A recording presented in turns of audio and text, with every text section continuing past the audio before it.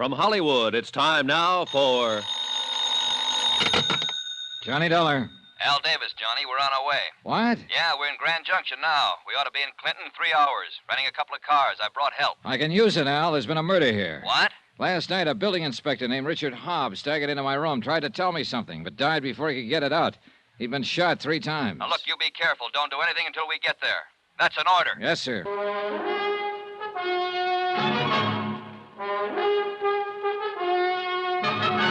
Tonight and every weekday night, Bob Bailey in the transcribed adventures of the man with the action-packed expense account, America's fabulous freelance insurance investigator. Yours truly, Johnny Dollar.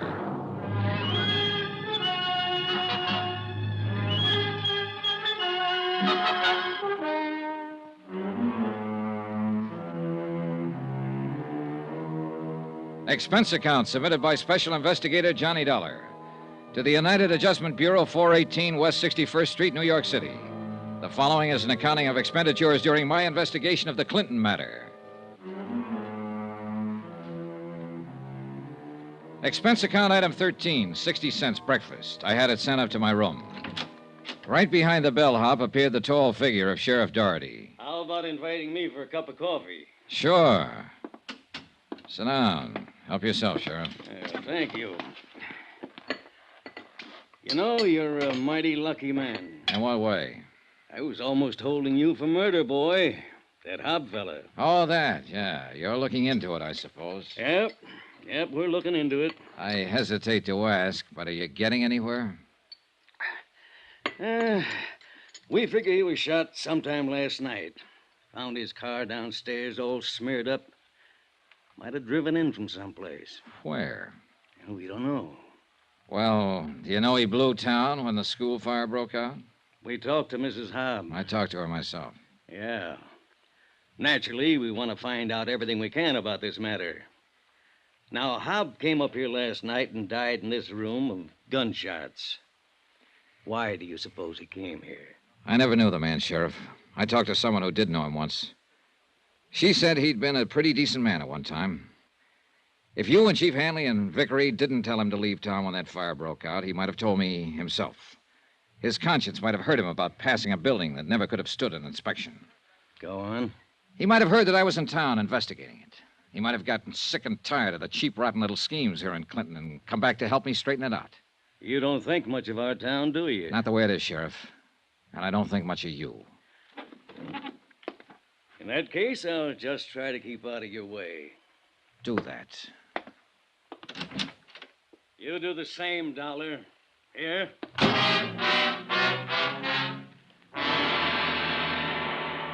2 hours later, Al Davies and a contingent of special operatives arrived in Clinton. Toby O'Brien from Continental States Insurance. Rob Schwartz and the Minx twins from Columbia Adjustment, giving us a friendly hand. Todd Weaver, who just finished a case with the Canadian Adjusters Limited. Lou Doniger and Thad Thomas from Chicago. A pretty imposing group of expert investigators. Well, Johnny, you look okay. Yeah, still in one piece. Hiya, Thad, Lou. Fine. You want to get the door, Toby? Oh, sit down there, Joe. Now, this isn't any vacation trip, boys. We're all going to have to roll up our sleeves. All right, Johnny, you want to break it down? Yeah, all right. Well, this is a big one, fellas. If you'll all sit, I'll bring you up to date. Yeah, sure. No, sit right there. 3 days ago, I came here on a tip that building irregularities were suspected in the new school building. The man who tipped the insurance company was the janitor, name of Julian Osborne. I never talked to Osborne because he died in the fire that destroyed that building. I did talk to the man who designed the building. His name is David Baines. He claims none of his specifications were followed in the construction. So that's why it caught fire and went down so fast. His statement right here. Now, I talked to the school principal, Florrie Hawkins. She supports Baines' statement. I wanted most of all to get a statement from the building inspector who passed the building, Richard Hobb. Hobb was murdered last night. No wonder you need help. All right, now, the sheriff, the fire chief, and the building contractor are all in on it. And there are too many leads for one man to follow, too many people for one man to talk to. The sheriff is making an investigation of Hobbs' murder, but we'd better make our own. Now, you, Toby, and you, Thad, Hobbs, your job. Find out everything about him, his bank account, his friends, his troubles, everything. Especially who killed him. His widow's Lucille Hobb. I met her last night. Leave it to him to find the woman. Okay, now. Rob? Yeah? Your man is the building contractor, Roy Vickery. He's big and tough and shrewd, and he talks softly. He owns and runs the whole show, if I'm guessing right. Now take Toby and run Vickery down. Bank accounts, purchase orders, what kind of money he spends, and so on. Jim and Al Minks? All right, you two, find out everything you can about Julian Osborne, the janitor who was burned to death. I want Lou Doniger to stick close to Fire Chief Hanley. Same thing, everything and anything you can get on him. Al, you can handle Sheriff Doherty. The rest of you spread out. Start talking with anybody in town who might know anything. When you find one who's sick and tired of watching their town being run by a pack of hoodlums, send them up here to the room. We'll try to get statements from them making specific charges, Al. Yeah. I want to guarantee every one of them security. So take them down to Denver, give them protection until it's safe to walk the streets here. If that's necessary, I'll arrange it. It's necessary. All right, now report back to me anytime you want. Don't push anybody around. Don't let anybody push you around. Okay, let's get to work.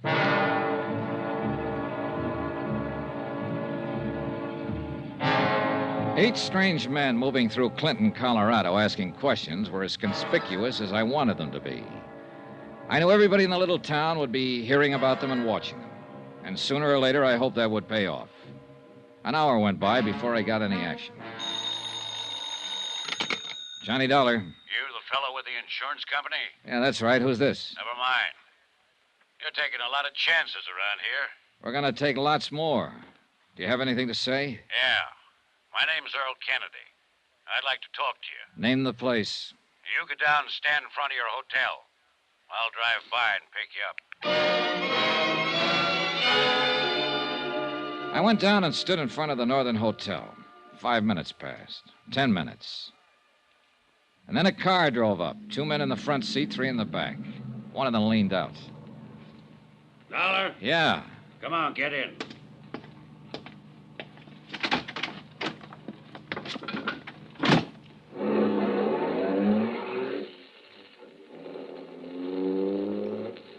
Better turn here, Earl. Head out toward Conifer. Yeah. Oh, I'm Earl Kennedy, construction foreman on the school. Hi.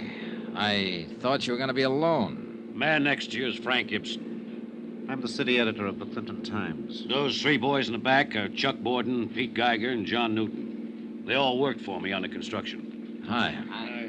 We seen the guys you brought into town. Really?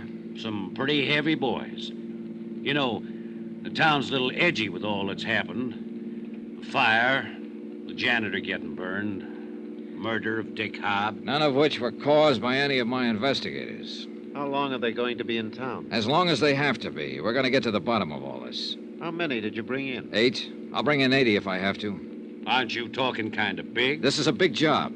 Yeah. This far enough? Turn in here.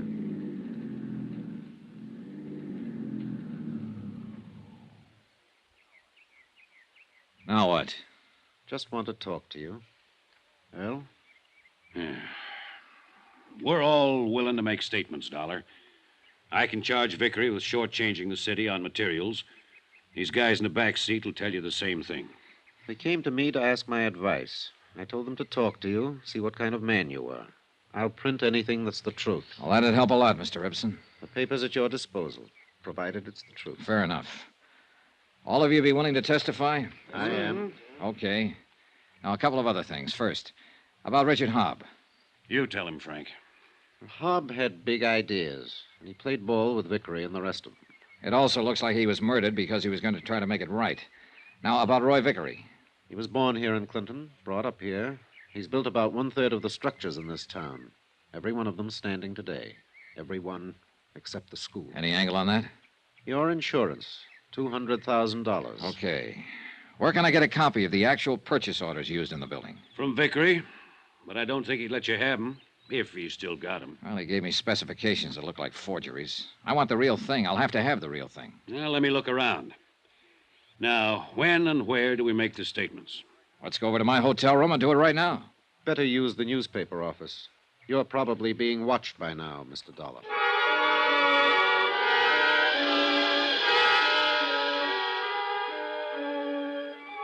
Expense account item 14, $10, legal fees. 2 hours later, I hired a notary to attest the sworn statements of Earl Kennedy, Frank Gibson, Charles Borden, Peter Geiger, and John Newton. They were damaging statements that would bear considerable weight in a courtroom, but they were not enough to bring the matter before a court. Al Davies was waiting for me when I got back to my hotel room. Hi. Hi. Come here. What is it? We've got friends. Yeah. 1, 2, 3, 7. Mm-hmm. They've been gathering around the hotel now for the last hour or two. Any of the boys run into trouble yet? No, none they couldn't handle. This could be ticklish, though, Johnny. Huh? Well, if those down there provoked an open showdown, Yeah, that might be the idea. We aren't ready for anything like that yet. we're getting there. Come in. Well, hello, Sheriff. This is Mr. Davies, our chief inspector. Davies, are you the man who brought these troublemakers into town? I brought 8 assistants with me, Sheriff. They're troublemakers. They've been going around asking questions, upsetting folks, getting in the way. I'd hate to see any of them get hurt. Like with those out there on the street? Those men out there are a group of indignant citizens who came to see me in a body and protested this investigation and the way it's being handled. They look more like hired bully boys, Sheriff. I'm asking you and Mr. Davies to withdraw these men you have working in Clinton. I'm asking you to do that by sundown. Suppose we don't, Sheriff. Then you'll take the Now, consequences. wait a minute. What? I don't want to keep you in a state of suspense, Sheriff. We're willing to take the consequences. What? If that crew out there shoot as well as they look, they're pretty rough people to go up against. Let me tell you, every man in this investigation is armed. We won't be intimidated, shoved around, or bullied by you, those bums out there, or anyone in this town. Now, you tell that to Mr. Vickery and Chief Hanley. And then you go home and stand in front of a mirror, Sheriff, and tell it to yourself. You gave us till sundown to get out. I'm giving you until sundown to resign as sheriff. Now, if you don't do that, I'll see that you're forced out of office. Now, what do you think of that? You must feel mighty strong to talk like that. See this, and this, and this. These are all sworn statements from people in this town who aren't afraid of you and Vickery and the others. You'd be surprised how many other people around here are on the verge of making statements, on the verge of not being scared of you anymore. So where are we, Sheriff? I'm gonna kill you. Not now, you aren't. Come on, get out of here.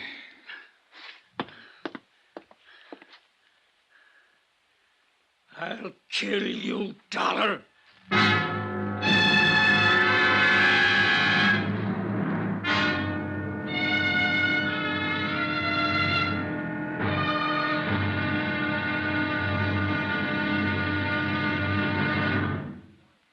Now, here's our star to tell you about the final exciting episode of this week's story. Tomorrow, the end and the beginning of Clinton, Colorado.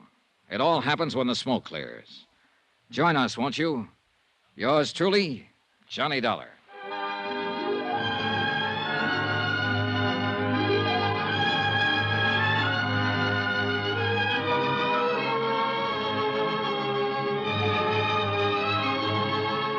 Yours truly, Johnny Dollar, starring Bob Bailey, is transcribed in Hollywood. Written by John Dawson, it is produced and directed by Jack Johnstone. Be sure to join us tomorrow night, same time and station, for the next exciting episode of Yours truly, Johnny Dollar. Roy Rowan speaking.